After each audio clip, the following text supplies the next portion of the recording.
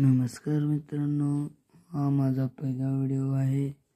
आज मी तुम्हाला या व्हिडिओमध्ये घनमूळ कसं काढायचं सोप्या पद्धतीने, ती बी सोप्या ट्रिकमध्ये ते दाखवतो। फक्त 1 ते 12 पर्यंतचे घन आपल्याला पाठवायला पाहिजेत, नसेल तर लिहून घेऊ शकता। चला तुम्हाला दाखवू का। काही जण तर कसं करते, बरेच 99% 2चा घनमूळ काढायचा असेल तर 2 गुणिले 2 गुणिले 2 इज इक्वल टू 2 4 2 8 असं काढते।